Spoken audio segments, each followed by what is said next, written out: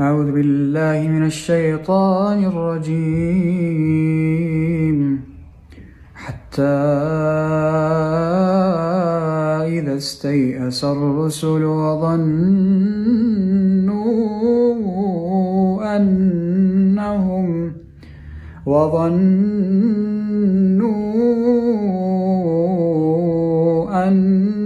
أنهم قد كذبوا